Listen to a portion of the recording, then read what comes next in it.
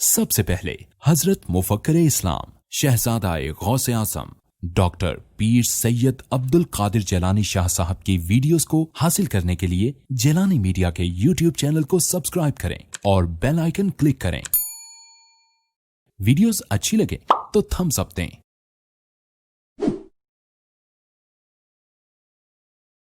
الحمدللہ وکفا وسلام علی عباده الذین اصطفى خصوصا علی محمد المصطفى وعلى آلہ واصحابہ اولي الصدق والصفا اما بعد فقد قال اللہ تبارک وتعالی جل جلالہ فی القرآن المجید والفرقان الحمید اعوذ باللہ من الشیطان الرجیم بسم اللہ الرحمن الرحیم ان الذین یبایعونک انما یبایعون اللہ ید اللہ فوق ایدیہم صدق اللہ مولانا العظیم وبلغنا رسوله النبي الكريم ونحن على ذلك من الشاهدين والشاكرين والحمد لله رب العالمين الصلاة والسلام عليك يا سيدي يا رسول الله وعلى آلك وأصحابك يا حبیب اللہ۔ آج سب قرآن مجید لا کے دیں۔ حاضرین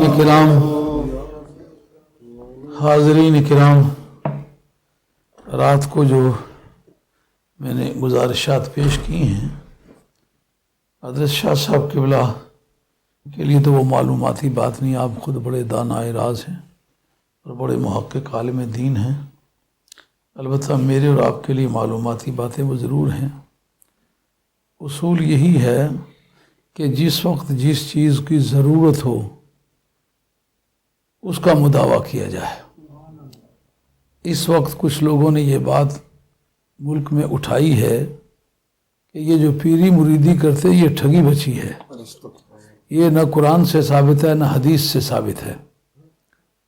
تو یہ چیز محتاج ثبوت اس وقت ہوتی جب حضرت غوث پاک کی بیعت نہ لیتے، خواجہ غریب نواز سلطان الہند سرکار یہ بیعت نہ لیتے، سید بہاؤالدین نقشبند شہنشاہ بخارا یہ بیعت نہ لیتے، حضرت شیخ شہاب الدین سہروردی یہ بیعت نہ لیتے۔ کل روئے زمین پر جن کی ہدایت کا جال بچھا ہوا ہے اور آج جن مسلمانوں کو ہم مسلمان کے طور پر اپنی قوت سمجھتے ہیں، یہ تو ان کے تربیت یافتہ لوگوں کی اولاد ہے۔ تو ملک کی اور پورے عالم اسلام کی اکثریت وہی لوگ ہیں جن کو ان لوگوں نے دین سکھایا تھا۔ تو اتنے لوگوں کا تواتر ہونے کے بعد بھی دلیل کی ضرورت رہ جاتی ہے۔ میرے آپ جیسا آدمی اگر کوئی کام کرے اس کی حیثیت اور ہے۔ غوث الثقلین ان لوگوں میں سے ہیں کہ جن کے جنازے میں 1,25,000 علماء کرام نے شرکت فرمائی، جو محقق علماء کرام تھے اور اول سے آخر تک حضرت غوث پاکی سے تعلیم انہوں نے حاصل کی تھی۔ آج اتنے بڑے بڑے مدرسے ہیں پورے عالم اسلام میں جن کی 100 برسوں سے زیادہ گزر چکی ہے، لیکن ابھی تک 1.25 لاکھ ان کے فارغ التحصیل کامیاب علماء کی فہرست نہیں بن سکی۔ تو غوث الثقلین نے اپنے اس تھوڑے عرصے میں وہ کام کر دکھایا۔ 1.25 لاکھ اولیاء اللہ ان کے جنازے میں تھے۔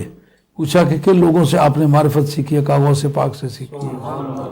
خواہ وہی علماء ہوئے ہوں یا وہی صوفیہ ہوئے ہوں یا الگ الگ ہوئے ہوں، یا کچھ لوگوں میں صرف علوم ظاہریہ ہوئے ہوں علوم باطنیہ نہ ہوئے ہوں، مگر تھے تو وہ سارے حق پر۔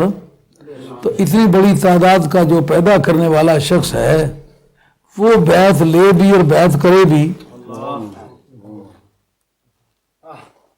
تو یہ کافی ثبوت نہیں ہے کہ بیعت صحت مند چیز ہے؟ دیکھنا ہے بیعت جنہوں نے کی ہے وہ کس قیمت کے لوگ تھے، بیعت پر جو اعتراض کر رہے ہیں یہ کس قیمت کے لوگ ہیں۔ اس بات کو سوچنے کے بعد تو یہ بحث نہیں رہ جاتی۔ میں نے قرآن مجید کی 2 آیتیں اس سلسلے میں پیش کی تھی، ایک سورہ نمبر 48 یعنی سورہ نمبر فتح کی آیت نمبر 10 پیش کی تھی۔ اس پر اکثر لوگوں نے یہ کہا ہے کہ یہ جہاد کے بارے میں ہے، تو رات میں نے گفتگو کے دوران یہ بات ضرور عرض کی تھی کہ شان نزول اس کا جو ہے وہ بلا شبہ موقع جہاد ہے، لیکن قاعدہ یہ ہے شان نزول کو آپ مضمون اور مفہوم سے خارج نہیں کر سکتے۔ علامہ بدر الدین زرکشی نے جو کتاب لکھی ہے البرہان فی علوم القرآن اصول تفسیر کے موضوع پر، اس کے اندر یہ بحث کی ہے کہ اجماع امت کے ذریعے سے بھی آپ شان نزول کو خارج نہیں کر سکتے، اس لیے مفہوم جہاد جو ہے اس کو آپ اس آیت سے خارج نہیں کر سکتے۔ لیکن جہاں تک یہ بات ہے کہ وہ چونکہ موقع ایسا تھا جس میں جہاد کی ضرورت تھی، اس موقع پر وہ آیت نازل ہوئی ہے، لہذا اس کو اس میں بند سمجھنا یہ بھی ایک بڑی علمی قسم کی جہالت ہے۔ ہاں، یعنی یہ جہالت عوام کو پیش نہیں آتی، علماء کو پیش آتی ہے۔ خصوص نزول کا اعتبار نہیں ہوتا، عموم مفہوم کا اعتبار ہوتا ہے، یہ اصول تفسیر کا قاعدہ ہے۔ یعنی اگر کسی کو چوٹ لگی ہے تو اس پر کوئی دوائی لگائی گئی ہے، اس پر کوئی آیت نازل ہوئی ہے، تو یہ کہیں کہ یہ دوائی خاص اسی شخص کے لیے مخصوص ہے، یہ صحیح نہیں ہوگا۔ مثلا کسی کو پیٹ کا درد ہے، آپ اس کو اجوائن دیتے ہیں، یعنی یہ کھالا پھجاں جو ہے یہ خاص اسی کے لیے اجوائن ہے۔ میاں صاحب کہیں گے کہ کولا منہ مصبر کردہ کھپرا کر دیے ریڑا، سب منہ لیون ایٹھ محمد دور کرن سب پیڑا۔ تو اس میں ماسی پھجاں کی کوئی خصوصیت نہیں ہے، یہ سب کے لیے ہے۔ تو اب اس میں جو قرآن مجید کی آیت ہے اس کے اندر نہ جہاد کا ذکر ہے، اگر جہاد کا مفہوم آپ شامل کرتے ہیں تو شان نزول کے ذریعے سے کرتے ہیں، اس کا فائدہ یہ پہنچے گا کہ جہاد کے معنی کو اس سے خارج نہیں کیا جا سکے گا۔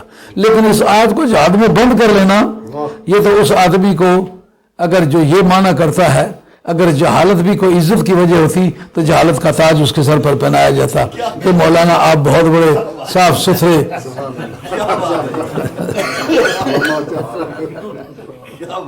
ایک بزرگ ہوا کرتے تھے پیر فضل شاہ صاحب رحمۃ اللہ تعالی علیہ، نابینے تھے، حافظ تھے، وہ بڑی بڑی دلچسپ باتیں سنایا کرتے تھے۔ وہ فرماتے ایک مولوی ہوتا ہے، ایک رولوی ہوتا ہے، ایک چولوی ہوتا ہے۔ میں نے کہا یہ پہلی لغت تو ہم نے سنی ہے، یہ دوسری 2 لغتیں ان کا یہ علماء کے زمرے میں نہیں بولی جاتی، ہماری عام بول چال میں۔ ہم نے کہا کیسا؟ کہ مولوی تو ہوتا ہے جو خدا کا سیدھا راستہ بتلائے، خود اس پر عمل کرے، دوسروں کو عمل پر آمادہ کرے، عقیدہ صحیحہ بتلائے، خود صحیح عقیدہ صحیحہ کا پابند بھی ہو اور لوگوں کو پابند کرے۔ رولوی کون ہوتا ہے؟ جو ہر معاملے میں جھگڑا ڈال کے بھاگ جائے۔ کچولوی کون ہوتا ہے؟ ان کا جو 11ویں کو حرام بھی کہے اور کھا بھی لے۔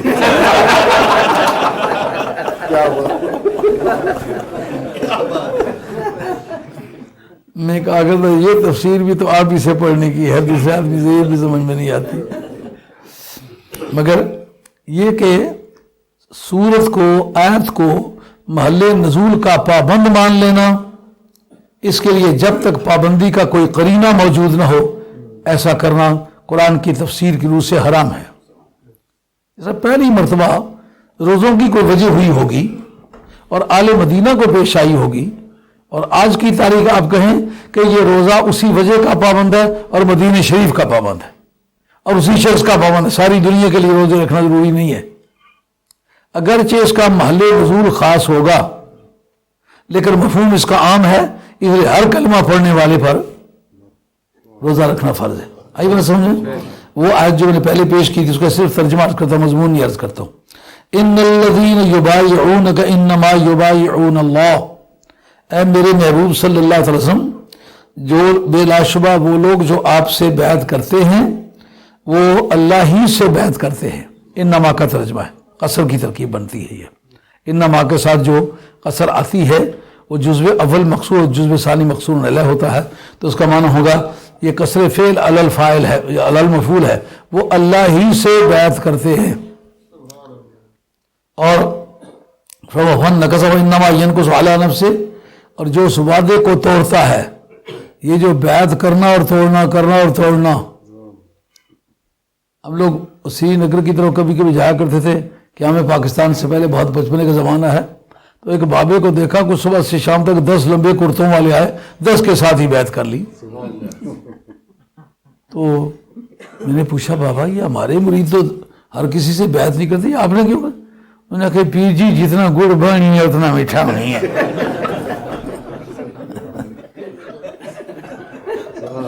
یہ بیعت کا پرنسپل نہیں ہے، یہ ایک معاہدہ ہے، جیسا کرنا اس کا پابند رہنا ہے.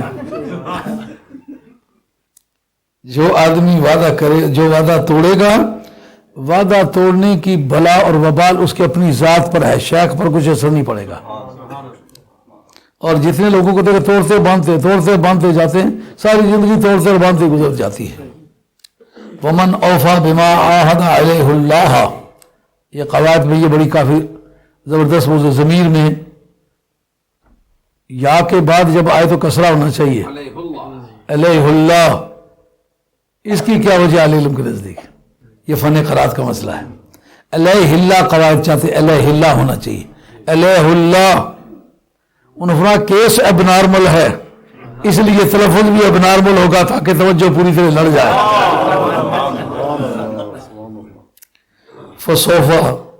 فَسَيُؤْتِيهِ أَجْرًا عَظِيمًا، اللہ تعالیٰ اس کو بہت بڑا اجر عطا فرمائے گا. اس جگہ بیعت کا تو ذکر ہے، جہاد کا ذکر ہے، اور بیعت کے ساتھ کوئی لفظ نہیں استعمال کیا. بیعت جہاد کی کرتے ہیں، بیعت عقیدے کی کرتے ہیں، بیعت اعمال صالحہ کی کرتے ہیں، بیعت پابندی عہد کی کرتے ہیں. اس سے پھر کیا مراد لیں گے، کون سی بیعت مراد ہے، یہ بس رات کو نہیں عرض کیا. یہ رات کو گفتگو کی ہے، اس میں یہ مسئلہ نہیں عرض کیا کہ یہاں تو کسی چیز کا ذکر نہیں ہے، تو بیعت پھر کس چیز پر منعقد ہوئی؟ اس کا جواب قاعدہ کیا ہے؟ یہ مسئلہ ہے فن بلاغت کا، کہ جس وقت کسی فعل متعدی کا مفعول ذکر نہ کیا جائے اس میں عموم بھی ہوتا ہے، اطلاق بھی ہوتا ہے. عموم کے معنی کیا ہوں گے کہ شخصوں کی پابندی نہیں ہوتی، کتنے شخص اور کون کون سے شخص.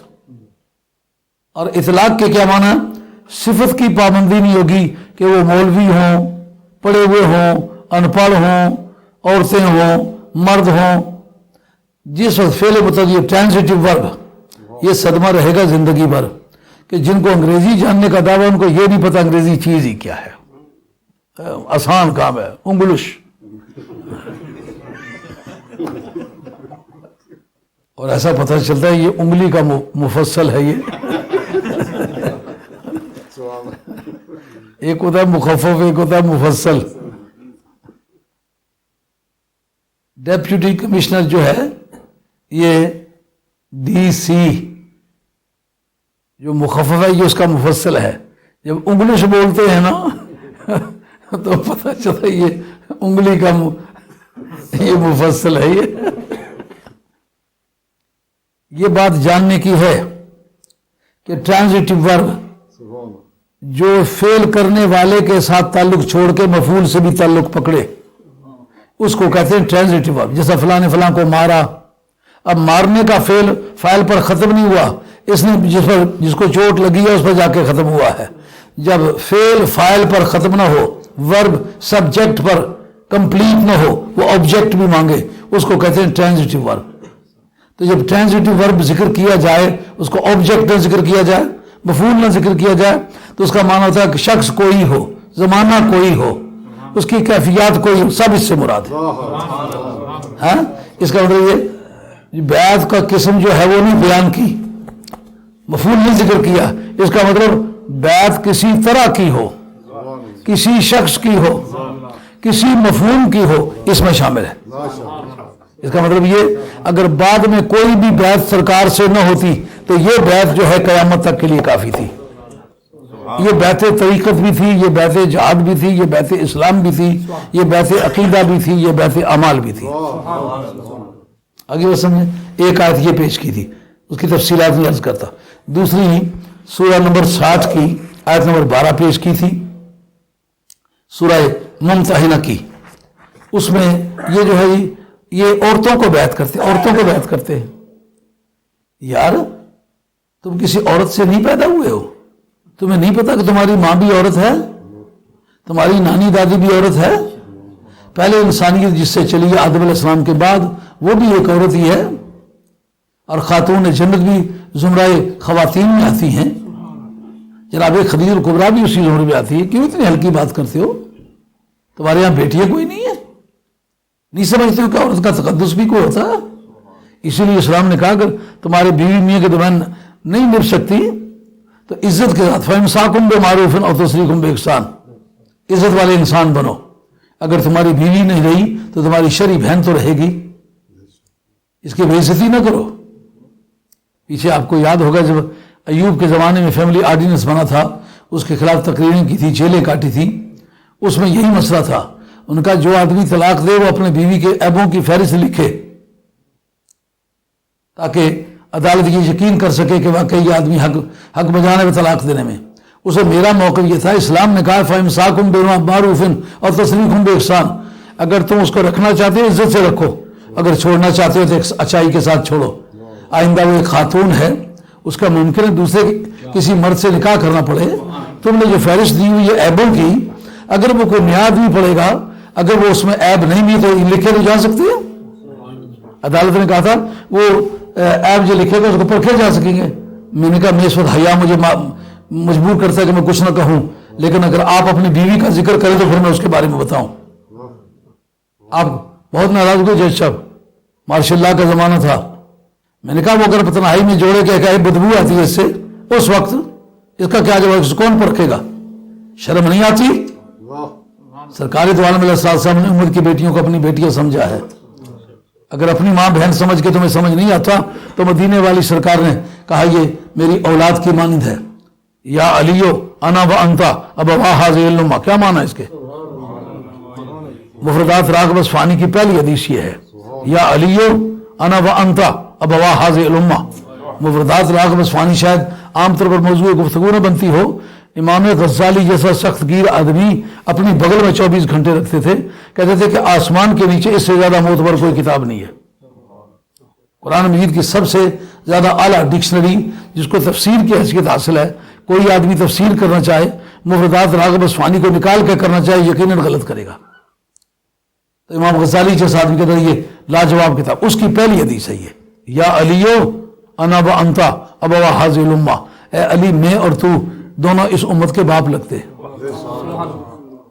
جو کہا ہے النبی اولا بالمؤمنین من انفسہم وازواجہ امہاتہم, نبی کریم علیہ السلام کی ذات پاک مومنوں کی جانوں سے بھی زیادہ قریب ہے اور اس کی بیویاں کل امت کی مائیں لگتی ہیں. اس جگہ امام راضی نے استشہاد کیا ہے, وہ کہتے ہیں اس جگہ جو کہا کہ اس کی بیویاں کل امت کی مائیں لگتی ہیں, جس کی بیویاں کل امت کی مائیں لگیں وہ کل امت کا باپ نہیں لگتا. اگر اپنے طور پر حیا نہیں آتی تو مدینے والے کی سرکار کی اولاد سمجھ کے اس کے ساتھ عزت کا برتاؤ کرو. اور ہزاروں باتیں ایسی ہوں گی جن کو خامد کے سوا پر رکھ سکتا ہی کوئی نہیں, تو پھر پہلے خامد بن کے پڑھ کے بعد میں نکاح کرے, یہ طریقہ کار ہوگا. آخر عدالتوں کو مجبور ہو کر کے ہتھیار ڈالنے پڑے, پھر مجھے رہا کر دیا تھا. یہ وہی مسئلہ تھا, رکھتے ہو تو عزت سے رکھو, چھوڑتے ہو تو عزت سے اچھائی سے چھوڑو. تو پھر ان کے جو معاشرے کے تمام کاموں میں برابر کے شریک ہیں ان کو بیچ میں سے نکال کے معاشرہ بناؤ گے. اس لیے جتنے حضرات بیٹھے ہوئے ہو, میں سب کے بارے میں ایک بات یقین سے کہہ سکتا ہوں, جس کی بیوی اس مجلس سے متفق نہیں ہے وہ اس مجلس میں نہیں آیا ہوگا. جس کی بیوی نے کہا ہوگا آپ جائیں میں انتظام کروں گی, خیریت ہوگی, بچوں کی دیکھ بھال کروں گی, گھبرائیں نہیں, یہ لیں پیسے اور جائیں. تو جس خاندان کی عورتیں متفق نہیں ہیں, نبیوں کی جو مشن ہے ان کو تباہ کر کے رکھ دیا. لوط علیہ الصلوۃ والسلام اور نوح علیہ الصلوۃ والسلام, یہ دو شخصیتیں ایسی گزری ہیں جن کی بیویاں عقیدے میں ان کی ہم نوا نہیں تھی. اتنا سخت عذاب جناب کسی اور قوم کے مقدر میں ہوا ہے؟ یہ وہاں بغداد کے گرد و نواح کے رہنے والے لوگوں نے پتھر مارے تھے، سارے جاننے تو نہیں مارے تھے، لیکن اس کا موٹو جو تھا وہ خاتون تھی۔ اب پوری روئے زمین پر سیلاب آیا، ایک عورت کی نحوست نے پوری دنیا کی انسانیت کو تباہ کر کے رکھ دیا، ہوا کہ نہیں ہوا؟ کسی قوم کا پورا زمین کا تختہ اٹھا کے آسمان کے قریب لے جا کے الٹا پٹک دیا جائے اور اس پٹکنے پر اکتفا نہ کیا جائے، پتھروں کی بارش بھی بعد میں ہو، کس قوم کا یہ مقدر ہے؟ میری اطلاع میں سوائے لوط علیہ السلام کی قوم کے کوئی ایسا نہیں ہوا۔ اس کی بنیاد کیا ہے؟ وہ عورت اس وقت بھی اطلاع دینے گئی تھی ہمارے گھر میں بڑے خوبصورت بچے آئے ہیں، بدکاری کے لیے وہ بڑے فٹ ہے۔ تو جس نبی کی بیوی بھی اس کے موافق نہیں تھی، اس کے مشن کو نقصان پہنچا، نقصان بھی ایسا پہنچا ہے۔ ایسی عبرتناک سزا کس کو ہوئی ہے؟ ایک عورت کی برائی کی وجہ سے یہ ساری باتیں ہوئی ہیں۔ تو پھر عورتوں کو نیکی میں شامل کرو گے تو برائی سے رکیں گی نا۔ کہتے ہیں یہ عورتوں کو بیعت کرتے ہیں، یہ قرآن مجید نے ذکر کیا ہے، اور یہ اس کا بھی توڑا جو کہتے ہیں وہ جی جہاد کی بیعت تو قرآن سے ثابت ہے، عورتوں پر جب جہاد فرض ہی نہیں ہے تو عورتوں سے پھر بیعت کیوں لی گئی ہے؟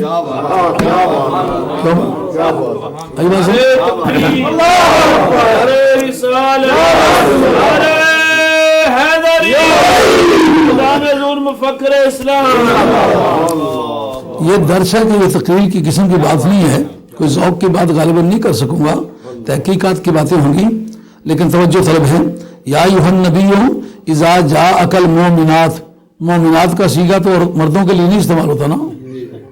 یا رسول اللہ آپ کے پاس عورتیں آئیں، یبایعنک، یہ حال تعلیلیہ ہے جس کا ترجمہ کرتے وقت آسانی سے یہ کہہ سکتے ہیں بیعت کرنے کے لیے، درآل کے وہ آپ سے بیعت کر رہی ہے، حال تعلیلیہ کہلا کر اس کے معنی یہ ہوں گے جب آپ کی بارگاہ میں صحیح عقیدہ رکھنے والی عورتیں بیعت کو آئیں، اللہ یشرکن باللہ شیئا، اس شرط پر کہ وہ اللہ سے کسی کو شریک نہیں گردانے گی، ایک، ولا یسرقن، اور چوری نہیں کریں گی، ولا یزنین، اور جوڑے والا تعلق سوائے اپنے خامد کے کسی سے نہیں بنائیں گی، ولا یقتلن اولادہن، اور نہ ہی وہ اپنی اولادوں کو قتل کریں گے، یعنی پریگننسی کے زمانے میں اس کے لیے ایبارشن کرنا، یا بچہ پیدا ہو تو خوف رزق کی وجہ سے، خوف معیشت کی وجہ سے اسے ہلاک کر ڈالنا، یہ بھی نہیں کریں گی، ولا یاتین ببہتان،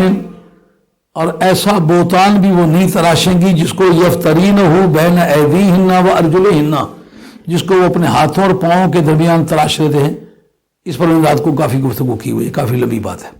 ولا یعصینک فی معروف، اور وہ اچھائی میں آپ کی کبھی نافرمانی نہیں کریں گی، فبایعہن، یہ اس کی جزا، ان کو بیعت کر لیں، یعنی جو ان شرطوں کی پابندی کا اظہار کرے کہ میں ان چیزوں کی پابندی کروں گا، آپ اس کو بیعت کر لیں۔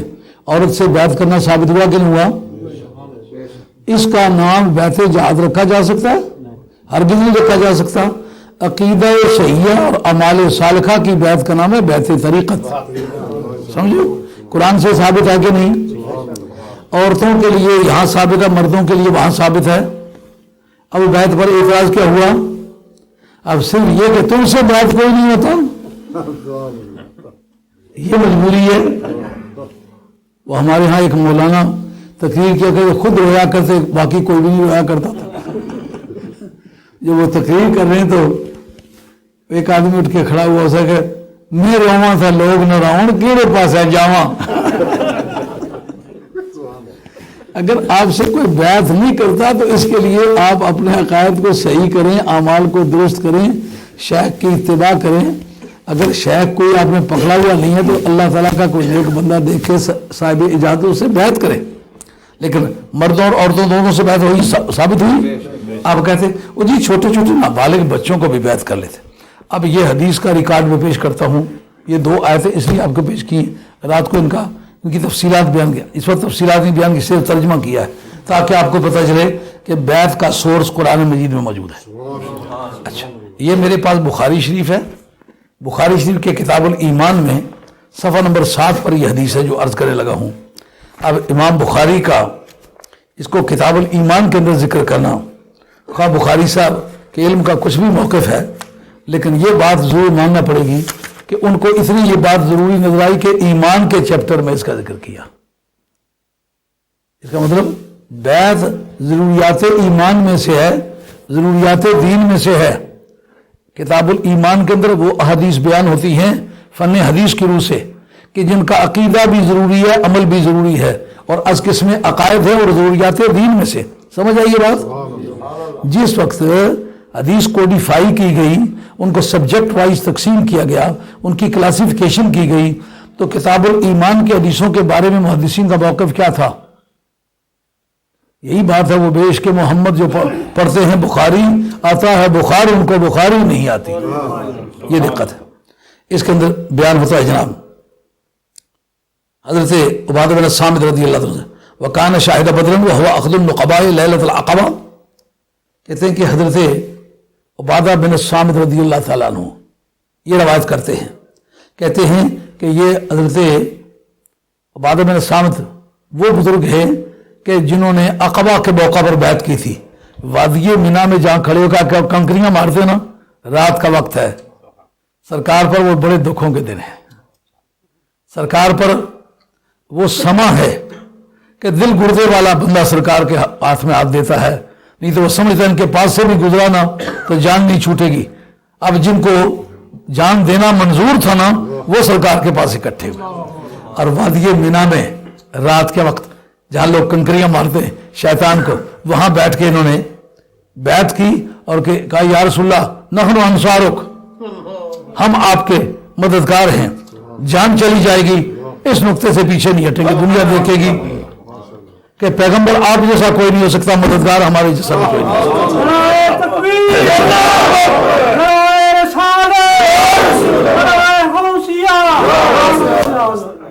اور محدثین کی تحقیق ہے لفظ انصار کی تاریخ کون سی ہے، کس وقت سے لے کر انصار کا لفظ استعمال ہوا. مدینہ طیبہ کے مومنین کا نام انصار ہے، مددگار. کب سے شروع ہوا؟ کہ وہ لیلہ عقبہ میں ڈول ڈالنے والے یہ لوگ ہیں جنہوں نے اس کی طرح ڈالی ہے، بنیاد رکھی ہے دوستی کی، اور کٹ مرنے کا سبق کائنات کو دیا ہے. یہ ان لوگوں میں سے عبادہ بن الصامت ہے. بدر میں حاضری دی تھی. یہ ان بدری صحابہ میں سے ہیں کہ جو نبی پاک علیہ السلام نے پوچھا کہ بتاؤ، ہم اس وقت ایک قافلے کے پیچھے آئے تھے لیکن اب قافلے کی صورت بدل گئی ہے. اب کفار مکہ کی بھاری آرمی آ گئی ہے، پوری مشرک آرمی اس وقت ہر طرح کے کیل کانٹے سے لیس ہے اور میدان عمل میں اتر آئی ہے. اب ان کی تعداد اتنی بتاتے ہیں کہ 2 اونٹ صبح ذبح کرتے ہیں، 2 شام کو کرتے ہیں. رف اندازے کے مطابق 1500 سے زیادہ مخلوق ہے. اب بتاؤ اب تمہاری کیا رائے ہے؟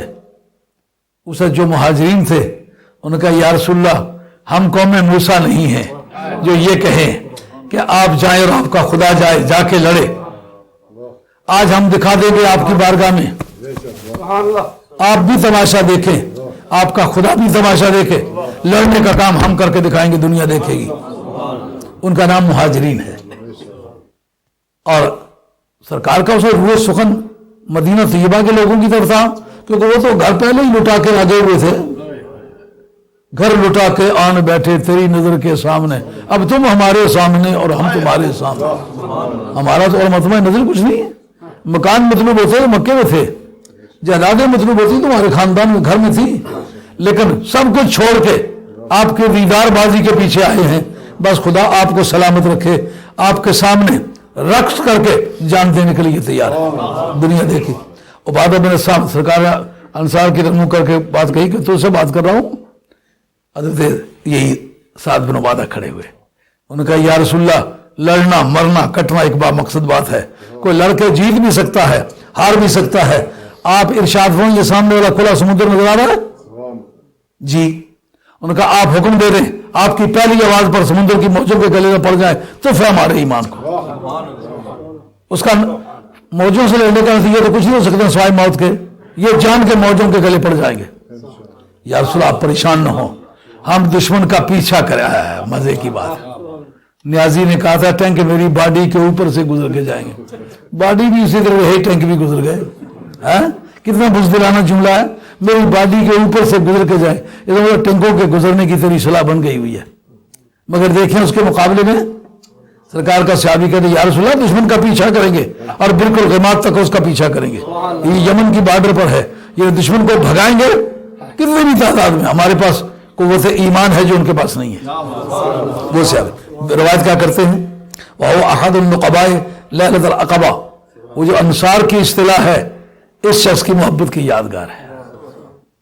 لیلۃ عقبہ میں انہوں نے بیعت کی تھی.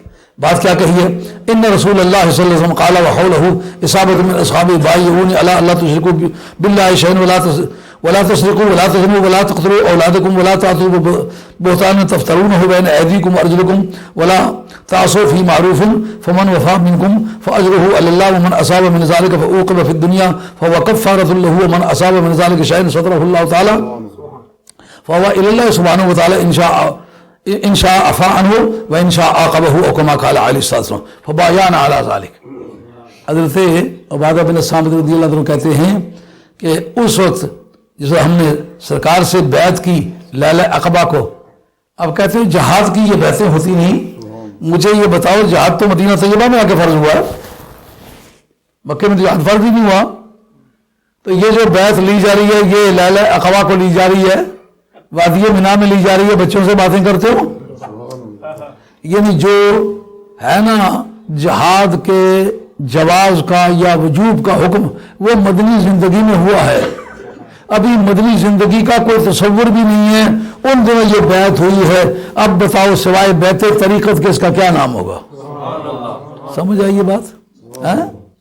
اب یہ کہنا تو ممکن نہیں ہوگا یہ بیعت جہاد ہے, عقیدہ صحیحہ کی بیعت ہے. کہ تم مجھ سے وعدہ کرو. جب سرکار یہ بات فرمانے لگے تھے, سرکار کے گردا گرد صحابہ کرام تھے. کیا مطلب؟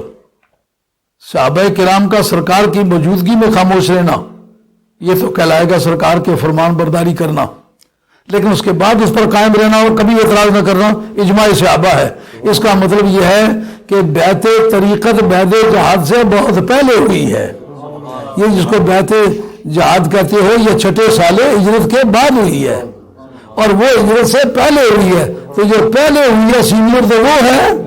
اس کا مطلب جہاد کی بیعت تو بطور اسی پرانی یادگار کو تازہ کرنے کے ہوئی ہے. اصل بیعت جو ہے وہ بیعت طریقت ہے جو جہاد کو بھی جامع ہے اور باقی احکام میں کوئی جامع ہے اور عقیدہ صحیحہ کو بھی اکٹھا کرتی ہے. بات سمجھائی؟ اس پہلا جملہ کیا تھا؟ کہتا بایعونی علی اللہ تشرکوا باللہ شیئا, خدا کے ساتھ کسی کو شریک نہیں گردانو گے. جو برائی ان میں اس سوسائٹی میں پائی جاتی تھی اس کا نام لیا نا.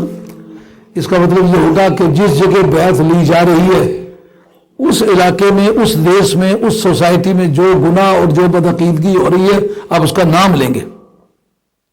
مثلا آپ کسی ایسے علاقے میں بیعت لے رہے ہیں جہاں دیکھتے ہیں کہ حضرت صدیق اکبر رضی اللہ عنہ کو, فاروق اعظم رضی اللہ عنہ کو, عثمان غنی رضی اللہ عنہ کو, صحابہ کرام کو برا کہنے والے لوگ ہیں.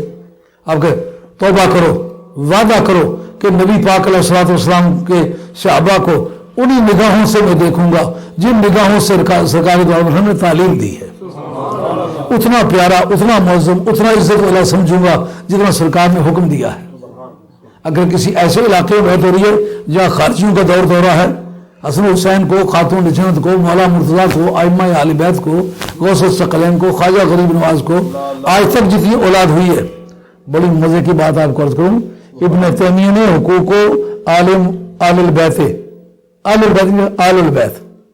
حقوق آل البیت کے اندر لکھا, کہتے ہیں کہ آل محمد رسول علی وجہ تحقیق علی و فاطمۃ والحسن والحسین ومن تناسل اما الی یومنا ھذا.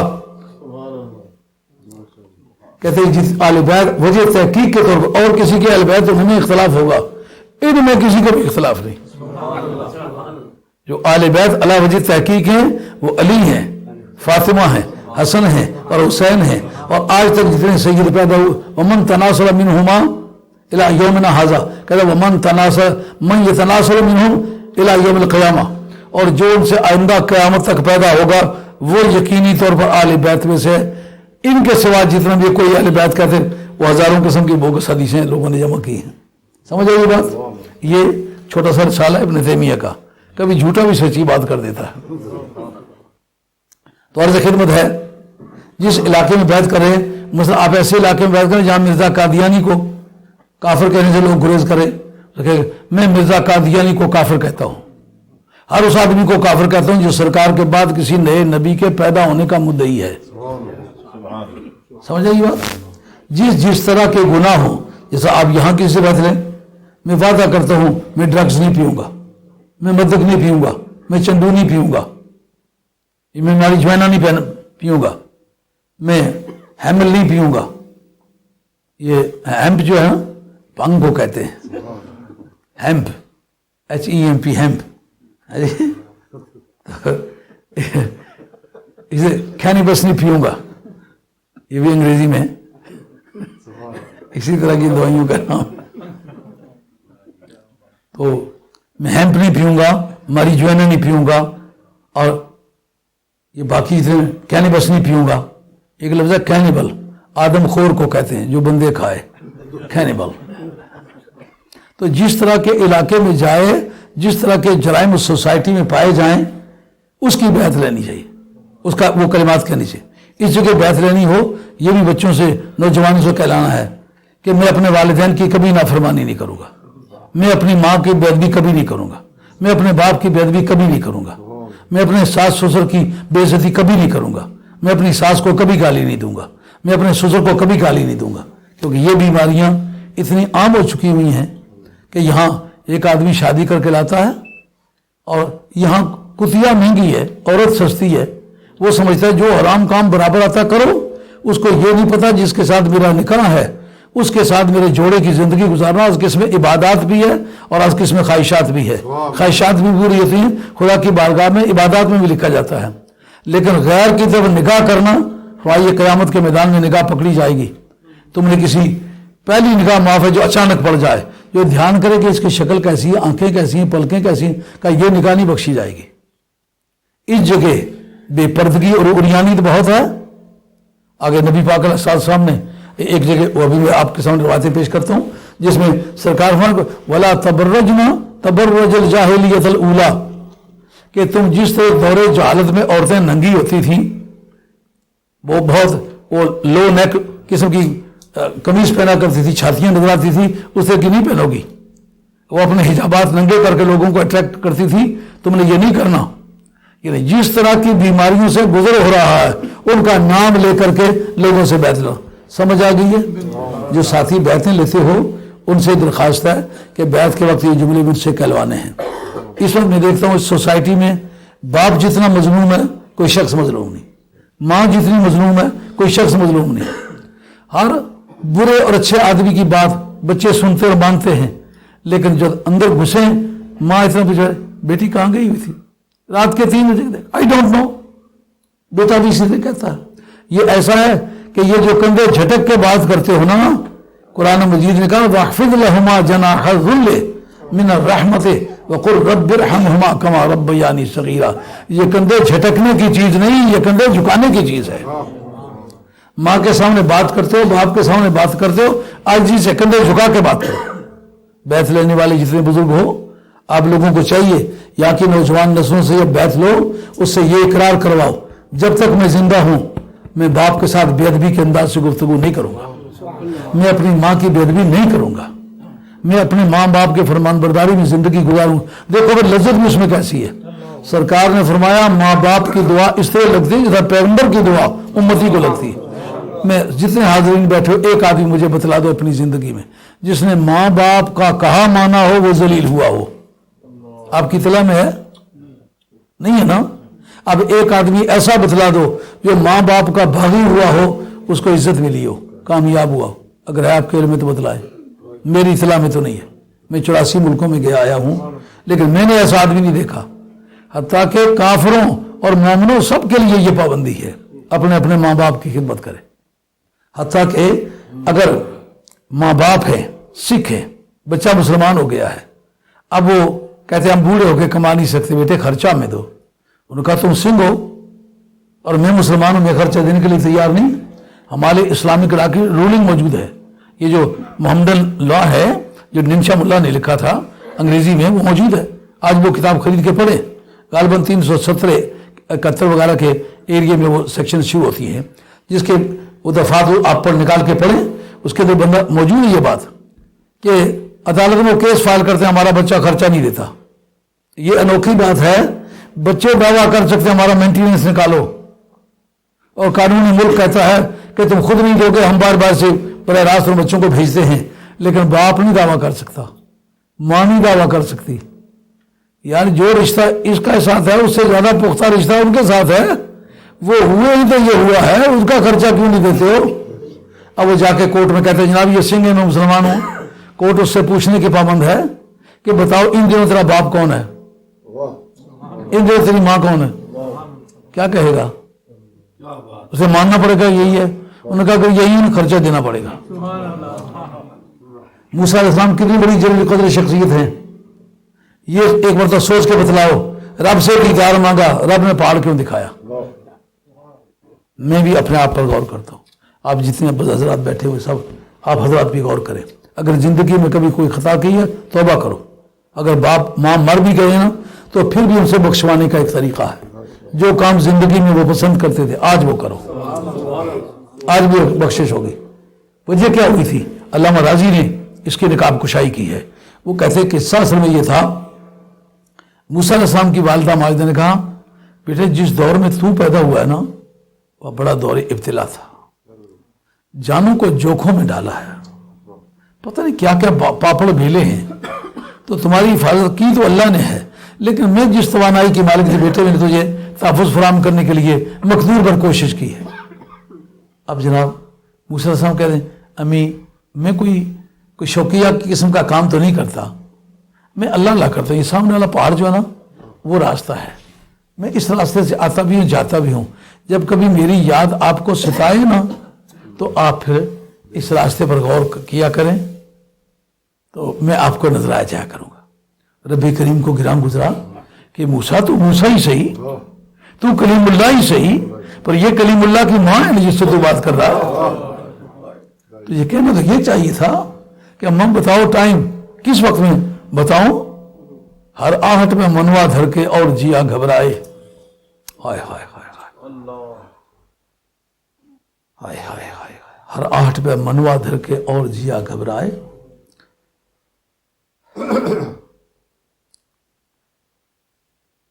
اور ٹھن ٹھن کے میری رسیا بیتے تیری یاد ستائے. بیٹے یادوں میں تیری بے قرار رہتی ہوں تو ملنے کے لیے نہیں، ملنے کے لیے نہیں آ سکتا. سامنے والا پہاڑ دیکھو. جب موسیٰ علیہ السلام نے رب سے درخواست کی کہ مولا کریم میں تجھے دیکھنا چاہتا ہوں، رب نے کہا میری ڈائری پر ایک حوالہ لکھا ہوا ہے، ماں نے کبھی دیدار مانگا تھا تو انہیں پہاڑ بتلایا تھا، پہاڑ کو دیکھو. نہیں تو طلب ہو دیدار کی، دکھایا جائے پہاڑ. سوال اور جواب کے درمیان مطابقت شرط ہے کہ نہیں جناب؟ تو پھر یہ جواب بنے گا. جب تک یہ بیک گراؤنڈ معلوم نہ جواب بنتا ہی نہیں.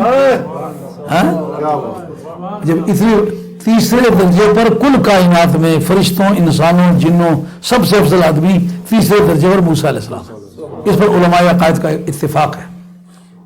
تو یہاں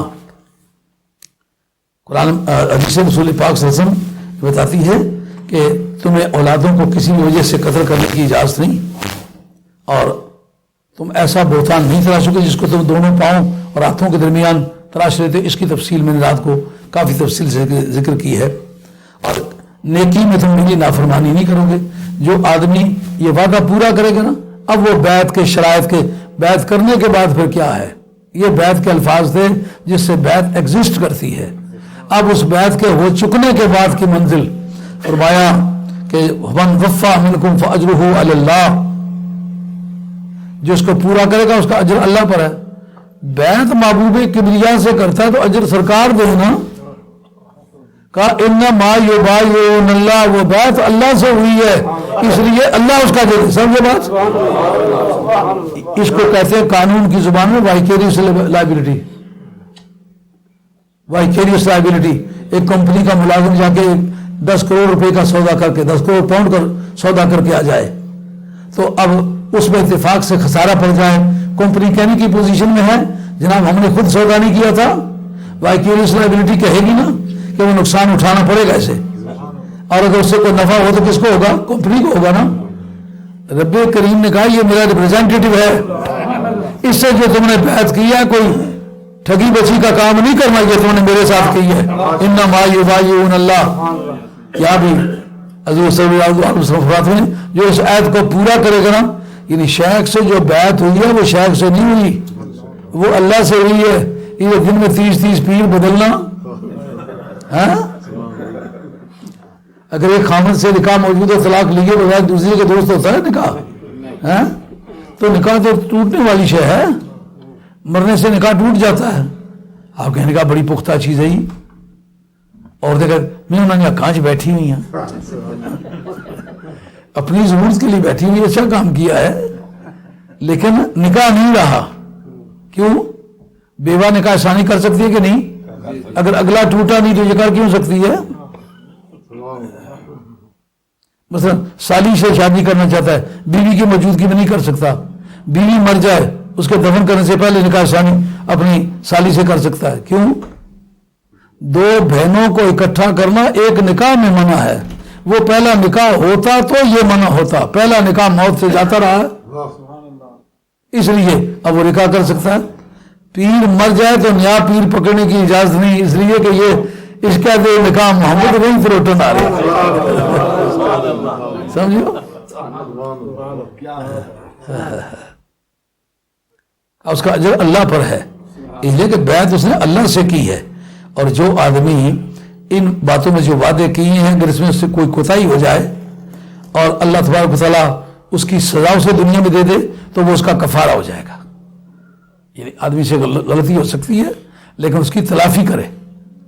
اگر دنیا میں اللہ نے اس کو مصیبت میں مبتلا کر دیا ہے، مثلا کوئی کیپٹل کرائم کر دیا ہے، اس کی وجہ دھرے مارے گئے ہیں، یعنی بدکاری کے الزام اس پر ثابت ہو گیا ہے، درے مارے گئے، تو اس درے مارنے سے یہ عقیدہ رکھنا چاہیے کہ اس کا گناہ معاف ہو گیا ہے۔ اب ورلڈلی لا میں اور ریلیجیس لا میں یہ فرق ہے، اگر دنیا میں کوئی آدمی کسی قانون کے مطابق کوئی جرم کرتا ہے سزا ہو جاتی ہے، قیامت میں سزا ہوگی، لیکن مدینے والی سرکار کے قانون کے مطابق اس نے سزا بھگت رہی ہے، اس کا معنی یہ ہوگا یہ وہی نظام ہے جو قیامت کا جاری ہوگا، ایک جرم کی سزا 2 مرتبہ نہیں ہوگی۔ سمجھا گا؟ یہ ثبوت ہے اس بات کا کہ مدینے والی سرکار کا نظام جو ہے وہ خدائی نظام ہے، اور قیامت کے میدان میں وہ نظام چلے گا۔ اور اگر اللہ تعالیٰ اس کے گناہوں پر پردہ ڈال دے تو پھر یہ ہوگا کہ یہ اللہ تک ہے کہ اس کو معاف کر دے یا اس کو سزا دے دے۔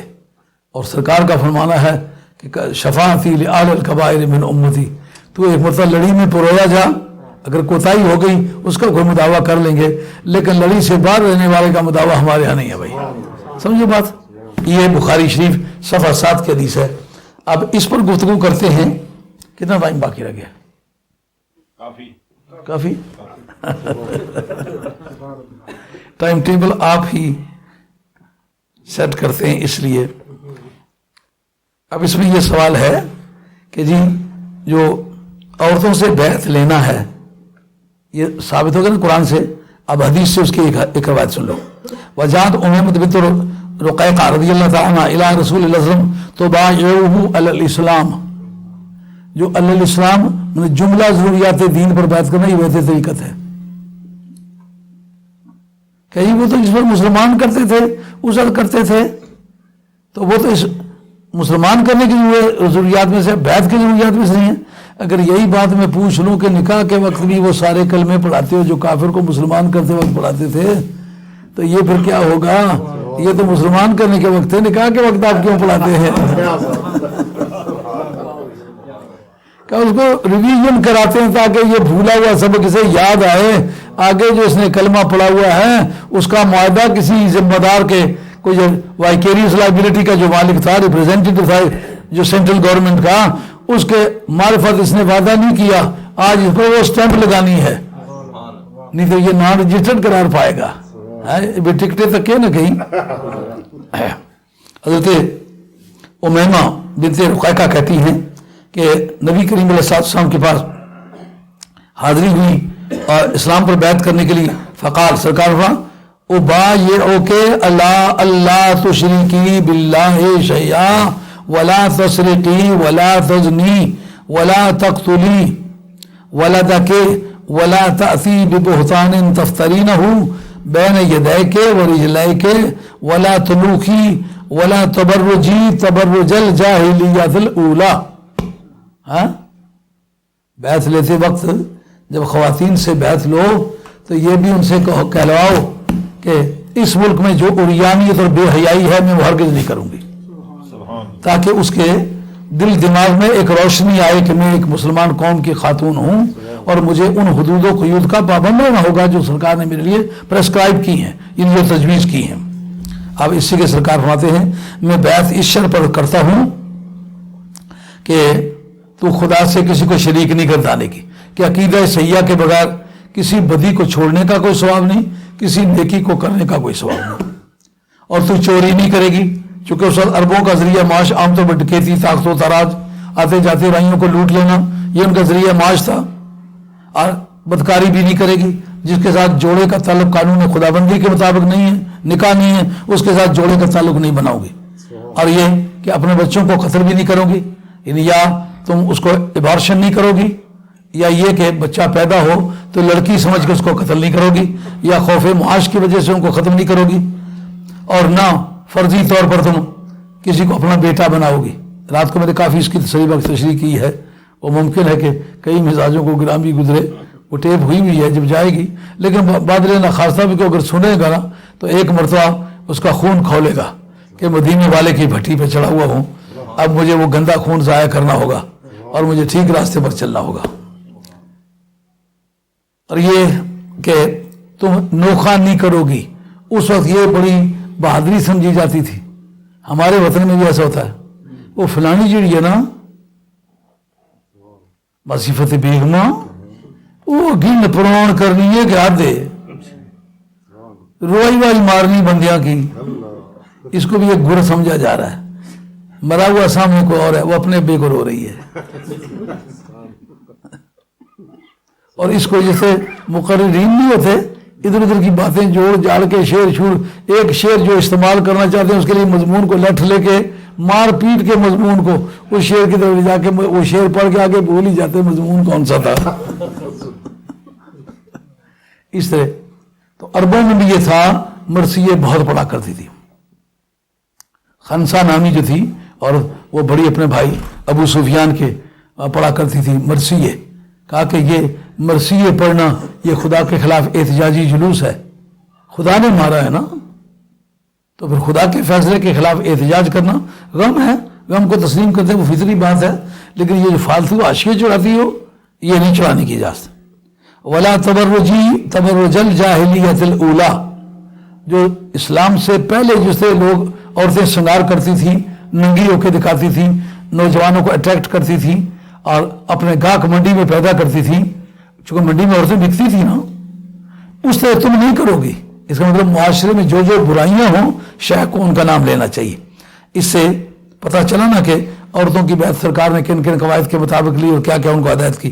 ایک لمبی فہرست ہے عورتوں کی بیعت کی، ثابت ہوا قرآن سے بھی اور حدیث سے بھی کہ عورتوں کی بیعت جو ہے وہ اسی طرح ضروری ہے جس سے مردوں کی. اب رہتے تھے جی چھوٹے چھوٹے نابالغ بچوں سے بیعت لیتے ہیں، اس کا ثبوت کہاں ہے؟ اس کو بھی بری نیت سے کہتے ہیں بچوں کو ساتھ چلاتے ہیں، بچوں کو ساتھ لے جاتے ہیں. اور اگر کوئی آدمی ڈھول مار کے نماز پڑھنا شروع کر دے تو ڈھول بند کرو، نماز کو مت بند کرو. اگر کوئی بے ریش بچوں کو غیر محرم ہو کر ساتھ لے کے جاتا ہے اس کو منع کرو، یہ کام حرام ہے. کسی بھی بے ریش بچے کو تنہائی میں سفر پر لے جانا یا مکمل تنہائی اس کے ساتھ اختیار کرنا یہ حرام ہے، اس سے منع کرو. لیکن بیعت تو سنت ہے، اس سے منع کیوں کرتے ہو؟ اس کا ثبوت لیجئے. یہ حضرت امام محمد باقر روایت کرتے ہیں عن محمد بن علی بن الحسین رضی اللہ تعالیٰ عنہ ان النبی صلی اللہ علیہ وسلم بایع الحسن والحسین وعبداللہ ابن عباس عبداللہ ابن جعفر رضی اللہ تعالیٰ عنہ وهم صغار ولم يبقلوا ابقالا يبقلوا ابقالا. جو ابواب کے خصائص ہیں نا ان میں سے باب افعال کے خصائص میں سے ایک ہے ابتدا. ابتدا کا معنی صرفیوں کی بولی میں یہ ہے کہ وہ لفظ یا ثلاثی مجردوں سے استعمال ہی نہیں ہوا. اگر استعمال ہوا تو اس معنی میں نہیں استعمال ہوا. جیسا وہ اشفقنا منہا डर गए। अब डरने का माने में तो शफकत का लफ्ज कहीं इस्तेमाल ही नहीं हुआ, तो वहां डर गए। ये डरना फेल लाजम है और ये बाब फाल बता दिया में से है, तो ये इब्तिदा है, ये इस माने में मुजर्दों में इस्तेमाल ही नहीं हुआ। यहाँ अबकला, बकल के माने में सब्जी के, इसलिए बकाल कहते हैं सब्जी फरोश को, कुंजरे को, जिसको जलालुद्दीन अकबर की जंग हुई थी, हिमू बकाल जो बांग्लादेश का सरबराह ममलकत था, उसने बगावत की थी मुगलों से, उसके साथ जंग की थी, उसका नाम था हिमू बकाल, कुंजरा था, ये सब्जी बेचने वाला था, लेकिन शौक आ गया उसको, लड़ा, लेकिन वो ज्यादा देर नहीं निकाल सका था। तो अबकला युबकल इबकालन के माना होते हैं मसें भीगना, मसें भीगना उर्दू का लफ्ज है, मुच्छा अंगूरना, जग तो पठोड़ा हूँ अस मुच्छा अंगूरियां हुई आखिरी ना, इसको उर्दू में कहते हैं मसें भीगना, इसको अरबी जबान में कहते हैं इबकाल। अबकला युबकलु इबकाल व लम युबकलु, अभी उनकी मसें भी नहीं भीगी थी। ये इमाम हसन और इमाम हुसैन, एक 6 साल का 7 साल का मसें कहाँ भीग थी हैं? ये बाकी सहाबा के भी नाम लिए, इसलिए हजरत इमाम हुसैन रज़ी अल्लाह तआला अन्हु की हजरत हैदर करार से तजदीद बैत है। असल बैत उनकी सरकार दो आलम अलैहिस्सलाम के साथ। कायदा क्या है, जो शेख है अगर फौत हो जाए तो उसका जो सजादा नशीन है उससे बैत जरूरी होती है, जैसा कि खुलफाए राशिदीन से लोग बैत करते रहे। सिद्दीक अकबर से जिन्होंने बैत की थी, अभी वो रिकॉर्ड पेश करता हूँ, वाकई कहते हैं कि जिन शर्तों पर हमने हजरत सिद्दीक अकबर से बैत की थी उनके जानशीन आप हैं। इस वक्त आपको इस अमर की जरूरत है कि वो लोग आपकी उसी से तायीद करें जैसा उनकी की थी, इसलिए उन्हीं शराइत पर आपकी बैत करते, इसलिए फिर उन्होंने बैत की। इस वजह से हजरत इमाम हसन ने भी, इमाम हुसैन ने भी हजरत हैदर करार से भी बैत की थी। फिर इमाम हुसैन की सरकार से भी बैत है और हजरत हैदर करार से भी है। बाद में जब ये खलीफा बने जनाब इमाम हुसैन हसन, तो फिर इनसे बैत भी तजदीद की, क्योंकि उनका सजादा नशीन है। इसका मतलब ये सजादा नशीनी का सिलसिला जो है ये मौला मुर्तज़ा की तरफ है, इसलिए उनकी बैत ये के बादी गिरी करना पड़ी। बात ख्याल में आई है। साहिब रुहुल मानी ने भी आपको याद होगा इस बारे में लिखा है कि हजरत सिद्दीक अकबर रज़ियल्लाहु अन्हु की जात पाक को खिलाफत है, मगर आपको पगड़ी नहीं दी गई, आपको कबा मुबारक नहीं दी गई, अबाया नहीं दिया गया। क्यों? हजरत हैदर करार को दिया गया, वो एक से ज्यादा को नहीं दिया जा सकता। क्यों नहीं दिया जा सकता? कहा यह सजादा नशीन की अलामत है, सजादा नशीन हजरत अली है, इसलिए उनको उनके सिवा दूसरे को नहीं दिया। तो यह साबित हुआ ना कि वलम युबकलू वलम यबलुगु वलम युबायु सगीरन इल्ला मन्नन, का वो बच्चा होने के ज़माने में तो गुनाह को वो होता नहीं, कानूनी वजूब उस पर होता नहीं, तो फिर सरकार ने उनको बैत क्यों किया? सरकार ने बतौर इहसान के बैत किया कि एहतियातन बरकत के लिए, कि मेरे हाथ पर जो बैत का फायदा पहुंचता वो दूसरे की बैत पर से फायदा नहीं पहुंचता। बात ख्याल शीन में आ गई है। अब उसमें एक झगड़ा ये रह जाता है, तो जी तलकीन करते हैं तो कभी एक बंदे को बिठा के करते हैं, कभी कई बंदों को, इतने बंदों को बिठा के इस तरह तलकीन करना जो है ये दुरुस्त नहीं है। ये एक ढंग बनाया हुआ है, ये सारे घूंघट निकाल लेते हैं और इकट्ठे बैठ के जिक्र करते हैं, कहते हैं जी ये भी तरीका है बुजुर्गों का, ये बिदअत है। आइए आप हजरात की खिदमत आलिया में पेश करता हूँ, ये मेरे पास ये मजमू ज़वाइद है इमाम हैसमी की, और इसको कंपाइल किया है दो बुजुर्ग शख्सियतों ने, अल्लामा ज़ैनुद्दीन अराकी ने जो अल्लामा बदरुद्दीन ऐनी का उस्ताद है, और दूसरा इमाम हजर अस्कलानी ने जो साहिब फतहुल बारी है। एक उम्दतुल कारी के वाले का उस्ताद है और दूसरा इमाम हजर अस्कलानी है, साहिब फतहुल बारी, दोनों टॉप के आदमी हैं, उन्होंने इसको कंपाइल किया है। इसके अंदर यह हवाला मौजूद है क्या कि जनाब नबी करीम अलैहि सल्लम की बारगाह में सहाबा बैठे हुए हैं। इसे रावी कौन है? अन याला बिन शद्दाद क़ाल हदसनी अबी शद्दाद बिन औस रज़ियल्लाहु ताला अन्हु व अबादत बिन सामिद हाज़िरुन युसद्दिक़ुहु। ये एक रावी बयान करता है कि फलां फलां मौजूद था, लेकिन जिक्र किया उबादत बिन सामिद भी मौजूद थे और उसकी तस्दीक कर रहे थे। चूंकि जो पहले बैत ली गई थी ना जमाती तौर पर, उसके प्रेसिडेंट हजरत उबादत बिन सामिद थे, इसलिए उनकी तस्दीक को मुहद्दिसीन, समझ आई ये बात कि नहीं आई है? जिस आदमी ने उस तलखी रफ्तार में اور این حالات کی گرما گرمی میں اس وقت آتش نمرود بھڑک رہی تھی سرکار کے خلاف، اس وقت ان لوگوں نے بیعت کی تھی، یعنی موت کے پھندے پہ لٹک کے نا انہوں نے بیعت کی تھی، اس لیے ان کی بیعت کی قیمت پوری دنیا سے جداگانہ ہے۔ ان کا حوالہ اس لیے ذکر کرتے ہیں کہ عبادہ بن صدق کو حضرت عبادہ بن صامت جو اس کی تصدیق کرتے۔ بات کیا ہوئی؟ کہتے ہیں سرکار نے فرمایا فقالا حال فیکم غریب، تم میں کو بیگانہ بندہ تو نہیں ہے؟ سرکار غریب کے معنی عربی زبان میں بیگانہ، اجنبی، ایلین، سٹرینجر، یہ معنی اس کہتے ہیں۔ کوئی بیگانہ بندہ تو نہیں ہے؟ کیوں بھائی؟ خاصاں بھی گل آما آگے نہیں مناسب کرنی، میٹھی کھیر پکا محمد کتیوں آگے ترنی، حال فیکم غریب، کوئی تم میں بیگانہ بندہ تو نہیں؟ یعنی من اہل الکتاب، یعنی یہودیاں نصرانی میں سے تو کوئی نہیں ہے نا؟ انہوں نے کہا لا یا رسول اللہ کوئی نہیں ہے۔ تو اس وقت فامانا بغلق الباب، سرکار دروازہ بند کرو، یار یاراں والے جان ہے کلے، اوراں مول نہ کھڑ دے، چوراں ہار چترفی تکڑ، چھپ چھپ اندر وڑ دے، توڑے سنگ سہیلی ہوئے واقف ساری گل دی، پر دل پر کول گئے نہ پاوے سمجھو اصل دی۔ دروازہ بند کرو، دروازہ بند کیا۔ اسے سرکار ارفعوا ایدیکم وقولوا، ہاتھ اٹھاؤ۔ یہ جو نعرہ مارتے ہوئے بعض بزرگ ہاتھ اٹھواتے ہیں، لوگ کہتے ہیں یہ بدعت ہے۔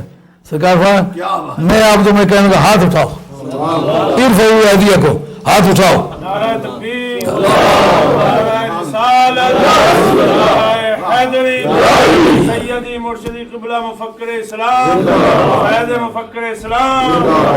ارفعوا ایدیکم فقولوا، ہاتھ اٹھاؤ اور کیا کہو؟ لا الہ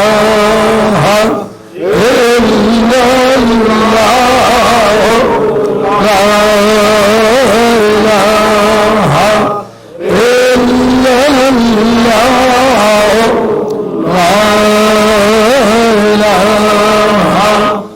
الا اللہ، محمد رسول اللہ صلی اللہ علیہ وسلم۔ سرکاری دو عالم علیہ السلام نے جب فرمایا کہ ہاتھ اٹھاؤ اور لا الہ الا کو، اسے کہتے ہیں فرفعنا ایدینا وقلنا لا الہ الا، ہم نے ہاتھ اٹھائے اور ہاتھ اٹھا کہتے لا الہ الا اللہ، لا الہ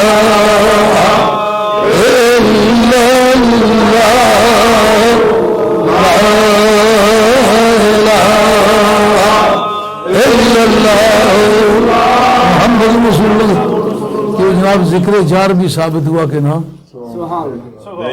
اور صحابہ کی موجودگی میں ہوا کہ نام، سرکار نے خود کیا کہ نام، سرکار نے صحابہ سے کروایا کہ نام، پھر بعد میں چلتا رہا کہ نام۔ اچھا جی، سرکار جب یہ کرا چکے کہتے ثم قال الحمدللہ، خدا تیرا لاکھ لاکھ شکر ہے۔ چیخ بھی کیسے موقع پر آئی ہے جب الحمدللہ کا جب زبان پر آیا ہے۔ سرکار اللہ کا شکر ہے، قوم سے وہ بات میں نے کہلوا لی ہے جس کے لیے رب نے مجھے بھیجا تھا۔ 360 کو خدا ماننے والوں سے یہ کہلانا کہ کوئی بھی خدا نہیں، صرف ایک ہے، یہ پورے معاشرے سے جنگ ہے۔ اور اللہم انکا بعثتنی بہذہ الکلمہ، جسے کہتے ہیں وہ جی اونچا پڑھنے سے نماز خراب ہوتی ہے، سرکار فرماتے ہیں مولا کریم تو جانتا ہے اسی کلمے کے ساتھ تو نے مجھے مبعوث کیا، یہ کلمہ مجھے دیا ہے اور مجھے کھڑا کیا کہ جا۔ اللہم انکا بعثتنی بہذہ الکلمہ، اسی کلمے کے ساتھ تو نے مجھے کھڑا کیا، وامرتنی بہذا، اور اسی کلمہ پڑھنے کا تم نے حکم دیا ہے، ووعدنی علیہ الجنہ، اور اسی پر جنت دینے کا وعدہ کیا ہے۔ سمجھ آئیے بات؟ وَسَبِّحُوهُ بُكْرَةً وَأَصِيلًا، صبح شام ذکر کیا کرو۔ اس کی تفسیر میں قاضی ثناء اللہ پانی پتی رحمۃ اللہ کہتے ہیں سبحان اللہ والحمد للہ ولا الہ الا اللہ واللہ اکبر ولا حول ولا قوت الا باللہ العلی العظیم، یہ مراد ہے۔ سبحوہ بکرۃ واصیلا کے یہ معنی ہے۔ وذکر اللہ کثیرا، خدا کا کثرت سے ذکر کرو اور صبح شام اس کی تسبیح کرو۔ اور اسی مقام پر قاضی ثناء اللہ صاحب نے لکھا ہے کہ وضو کی جو پابندی ہے قرآن کو ہاتھ لگانے کے لیے ہے، نماز پڑھنے کے لیے ہے، قرآن مجید کی تلاوت کرنے کے لیے ہے۔ قرآن مجید کی تلاوت سب کا متفقہ مسئلہ نہیں۔ وہ کہتے ہیں ذکر کے لیے نہ وضو شرط ہے نہ بدن پاک ہونا شرط ہے۔ ہاں، جو اوقات مکروہ ہیں وہ باقی عبادات کے لیے ہیں، ذکر الہی کے لیے مکروہ نہیں ہے۔ سمجھے بات؟ کتنی بڑی دولت ہے۔ یہ نماز وقت کی پابندی کے ساتھ پڑھ سکتے ہو، مکروہ وقتوں میں نہیں پڑھ سکتے ہو، لیکن ذکر ان وقتوں میں بھی کر سکتے ہو۔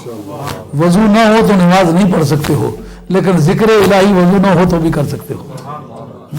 تو یہاں سرکار دو عالم علیہ السلام نے کہا مولا کریم تم نے مجھے اس کا حکم دیا ہے اور اس پر جنت دینے کا وعدہ کیا ہے اور تو وعدے کا خلاف نہیں کرتا۔ ثم قالا ابشروا فإن اللہ قد غفر لکم، تم خوش ہو جاؤ، خوشخبری دیتا ہوں۔ ٹائم اوپر نہیں ہو آیا؟ اچھا، اس پر تمہیں خوشخبری دیتا ہوں کہ اللہ تعالیٰ نے قد غفر لکم، اللہ تعالیٰ نے تمہارے گناہ معاف کر دیے۔ پڑھا کتنی مرتبہ ہے؟ 3 مرتبہ۔ ہو کیا گیا ہے؟ سب گناہ معاف۔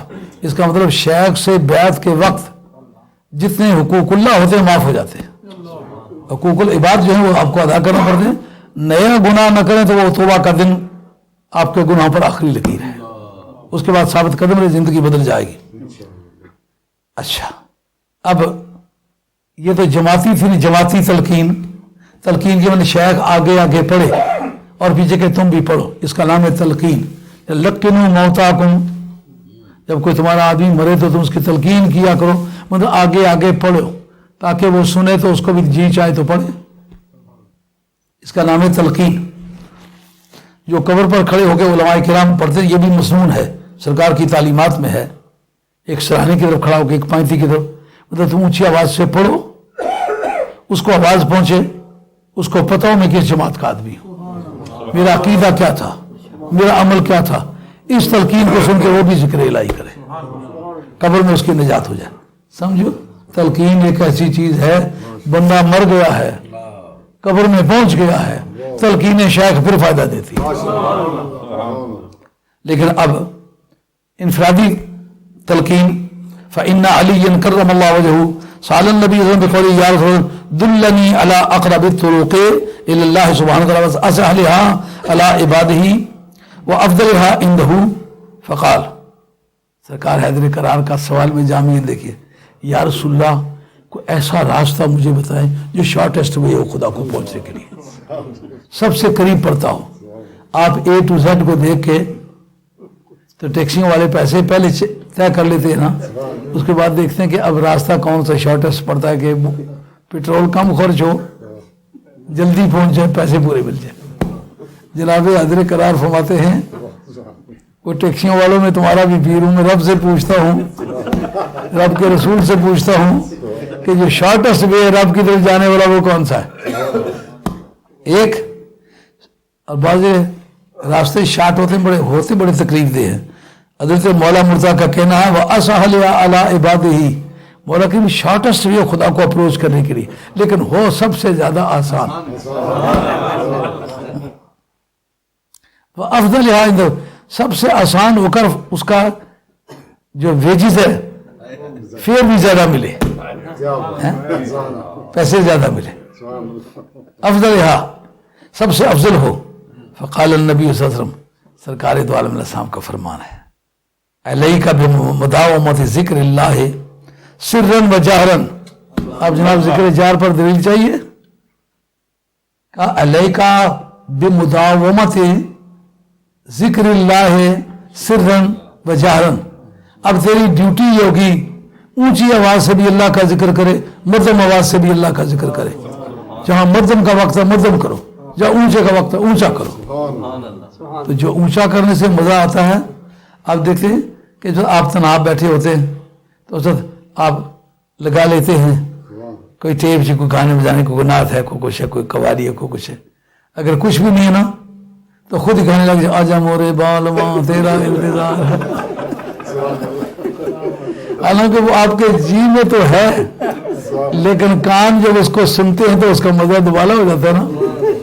اس لیے جہاں ذکر الہی کے سننے کے مزے چکھنے کا موقع ہو نا وہاں اونچی آواز سے ذکر کیا کرو، یہاں کوئی گڑبڑ ہو وہاں مخفی آواز سے کرو، لیکن علیکا بے مداومت ذکر اللہ ہے سرا و جہرا، سری طور پر بھی جاری طور پر، دونوں طور پر ذکر الہی میں ہمیشگی کرو۔ لفظ مداومت ایک آیت میں رہنمائی چاہوں گا، ہم فی صلاتہم دائمون یا ہم علی صلاتہم دائمون، علی صلاتہم دائمون، مگر شور ہو نا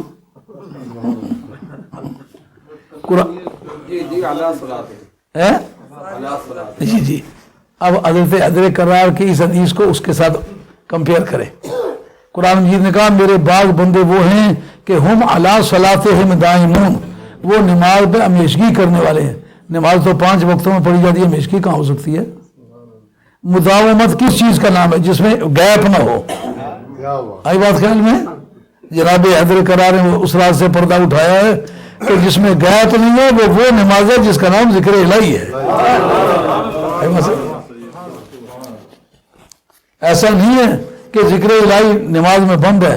اقم الصلاۃ لذکری، میری یاد کے لیے نماز بھی قائم کرو، یعنی اس کی یادوں میں سے ایک یاد کی بناوٹ یہ بھی ہے کہ نماز پڑھی جائے، لیکن وہ کہا ہم علی صلاتہم دائمون، تو اس کے معنی یہ ہیں ایک قوم وہ بھی ہے جو خدا کے کاغذات میں جن کا ریکارڈ موجود ہے کہ وہ ہمیشہ نماز میں رہتے ہیں۔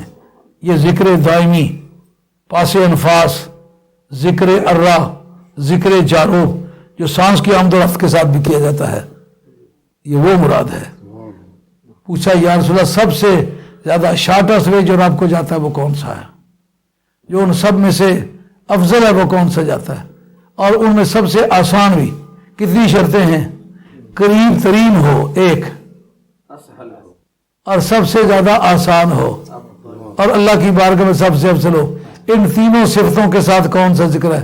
کہا علیکا بے مداومت ذکر اللہ ہے، اللہ کی یاد میں آپ لگاتار رہے، سرًا و جہرًا، اونچی آواز سے ہو کے مدھم آواز سے دونوں طرح جائز۔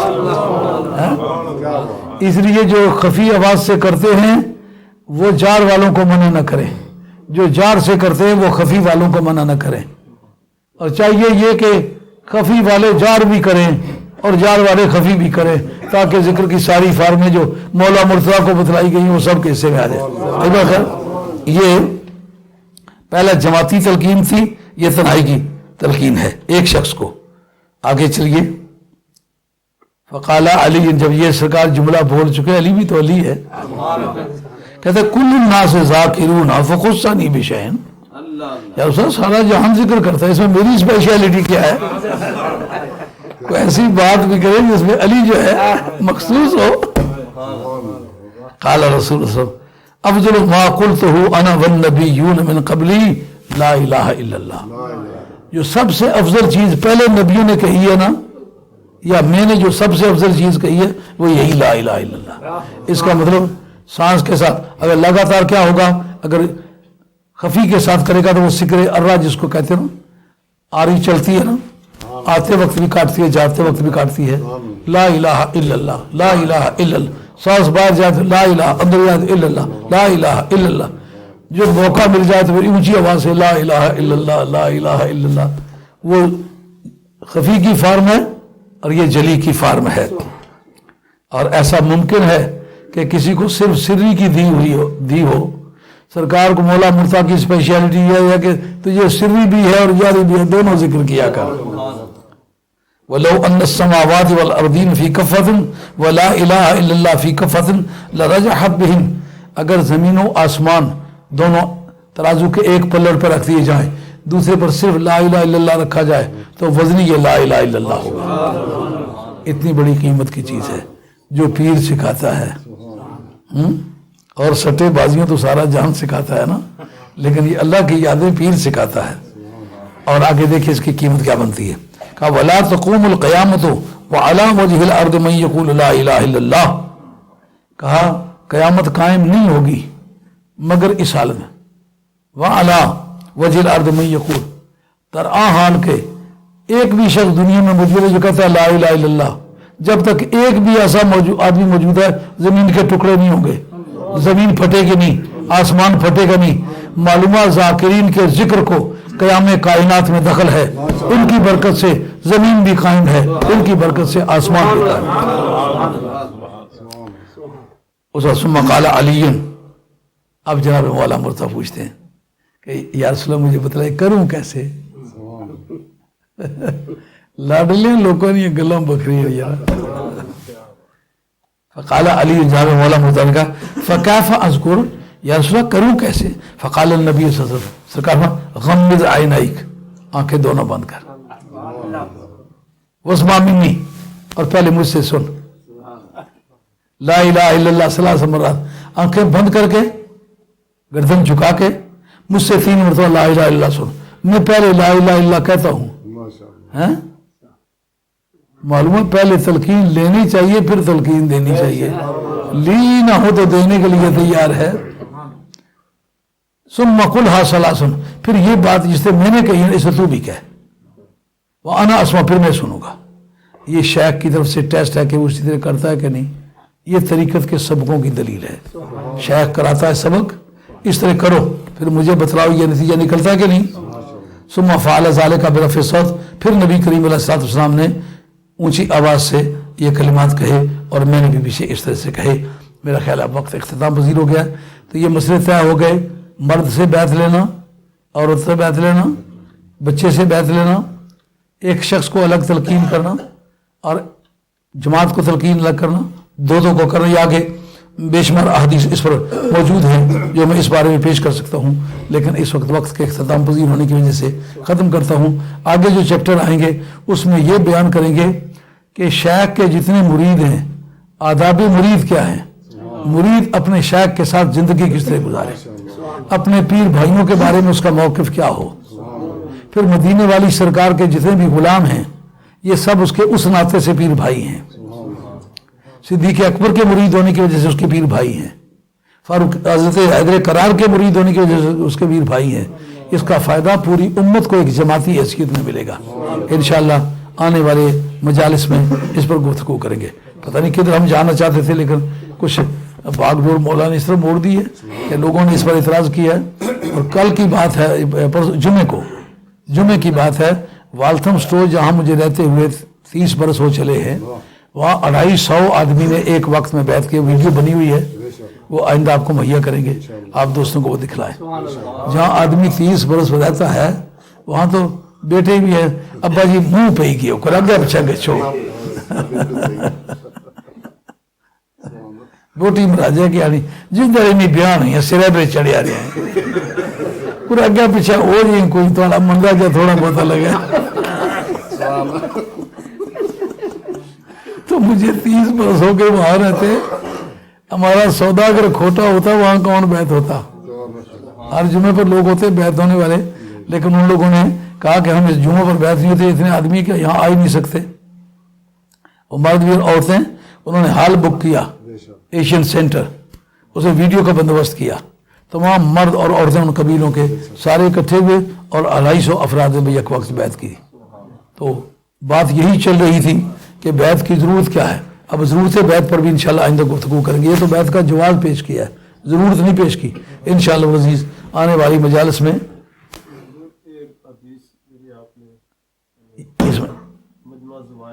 مجموعہ زوائد میں جی